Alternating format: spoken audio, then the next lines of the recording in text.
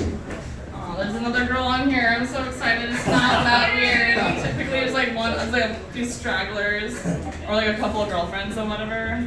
My name is Mila. It is Spanish for knockoff Selena. Actually, it's Ukrainian, which is fitting because I love a good meltdown. So today I actually got a pap, which was just horrifying. The Puma socks stayed on. The Hello Kitty piercing did not. They told me to take that out, and the Bob Marley one. I'll be honest, I forgot about both. I'm just glad I didn't figure out I had them in still during like an MRI. I feel like that'd be terrifying.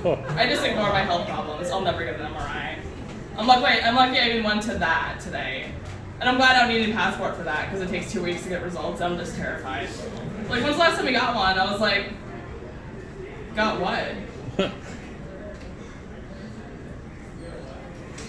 So, I do think it's like historically the best time period to be female.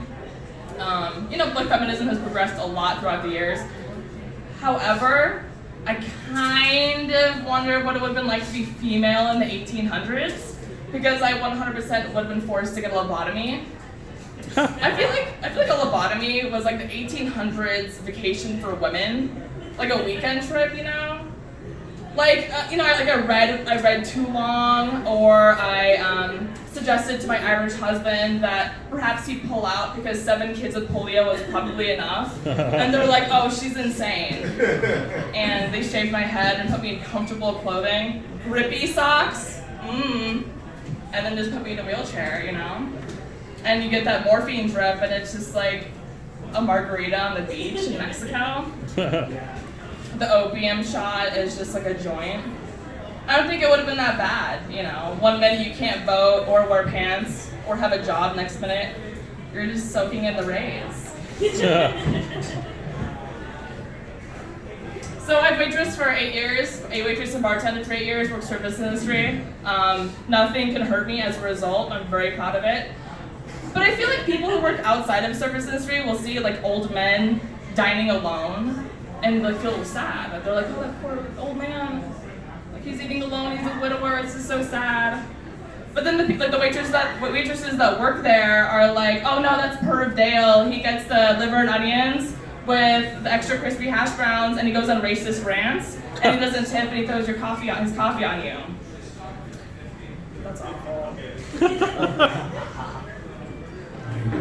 Like, old men have no idea how to talk to younger women, so they always talk to waitresses, and they only know how to talk about their health problems and World War II facts, and then complain. Like, they're like, I haven't been able to take a proper piss in 10 years, my prostate's choking my urethra. This omelet's cold.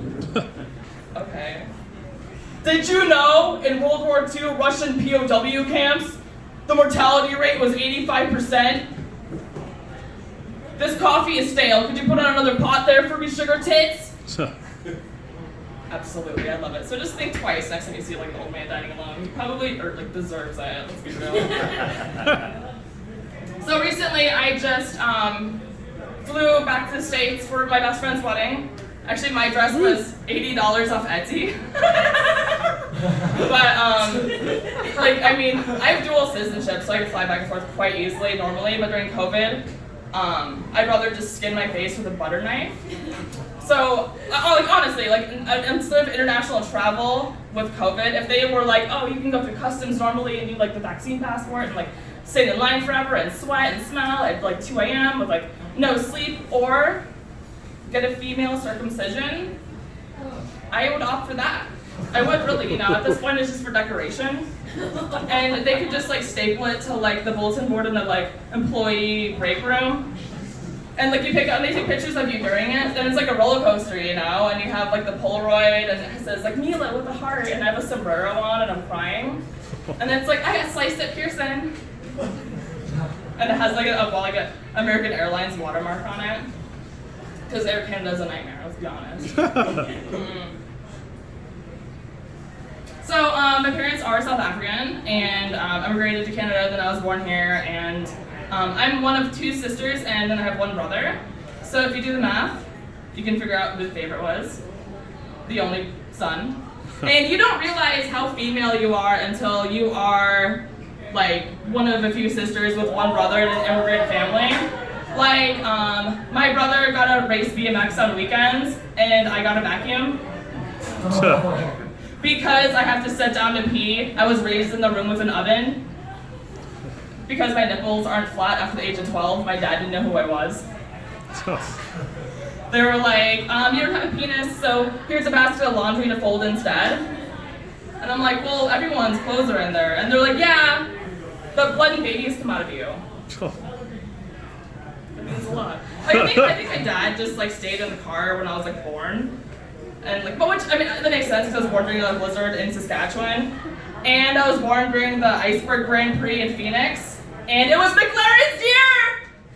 The Brazilian driver beat that French driver by 8 seconds. And I think that's worth it, honestly. Thank you guys.